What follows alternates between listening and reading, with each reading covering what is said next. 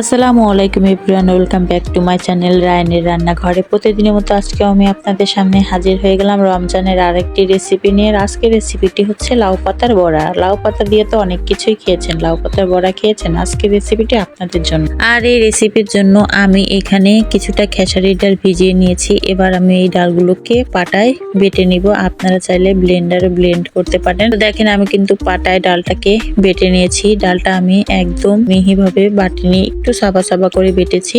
তো ডালটা কিন্তু বাটা হয়ে গেছে। এবার আমি ডালগুলোকে তুলে নিচ্ছি। এই তো আমার ডালটা একদম বাটা হয়ে গেছে সুন্দরভাবে।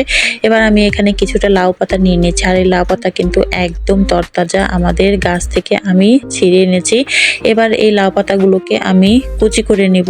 তো এই তো দেখেন লাউ পাতাগুলোকে আমি সুন্দর করে কুচি করে নিয়েছি। এবার এই লাউ পাতাগুলোকে আমি ধুয়ে নিব।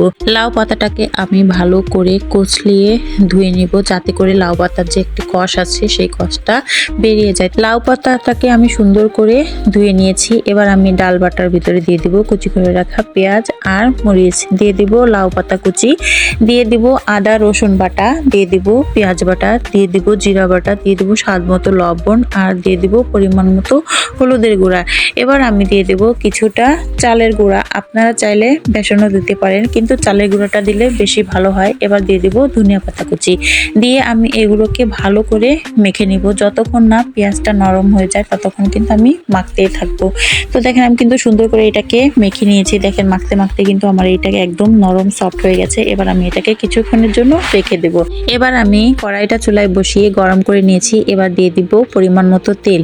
এদিকে আমি বড়াটা সুন্দর করে গোল গোল শেপ দিয়ে একটু চ্যাপটা চ্যাপটা করে বড়াটাকে আমি ভেজে নেব। এবার আমি একে একে বড়াগুলোকে তেলের ভিতরে দিয়ে দিচ্ছি। এই বড়াটা কিন্তু আস্তে জালে ভাজতে হবে। জোরে জাল দিয়ে ভাজলে বড়াটা কিন্তু কড়া হয়ে যাবে, খেতে ভালো লাগবে না, পুড়ে যাবে। তো দেখেন আমি আস্তে আস্তে নিভু জালে বড়াটাকে ভেজে নিচ্ছি। এই বড়াটা খেতে কিন্তু অনেক মজা এবং অনেক টেস্টি। গরম গরম খেতে কিন্তু বেশি মজা, আর গরম ভাতের সাথে খেতে তো কোনো কথাই নেই। তো আপনারাও কিন্তু এভাবে বাসায় ট্রাই করে দেখবেন, আর অবশ্যই আমাকে কমেন্টে জানাবেন যে খেতে কেমন হয়েছে। সবসময় চেষ্টা করি ইউনিক কিছু বানানোর জন্য, জানি না কতখানি করতে পারি। তো দেখেন এই তো আমার বড়াগুলো কিন্তু সুন্দরভাবে ভাজা হয়ে গেছে। এবার আমি বড়াগুলোকে তুলে নিচ্ছি। এই রমজান মাসে টেবিলে বিভিন্ন ধরনের ইফতার আইটেম সাজানো থাকে, তার ভিতরে 4টি ইফতার আইটেম অন্যতম। যেমন আপনার ডালের বড়া, বেগুনি, আলুর চপ, ছোলাবুনি। এগুলো না থাকলে যেন ইফতারগুলোই জমে না।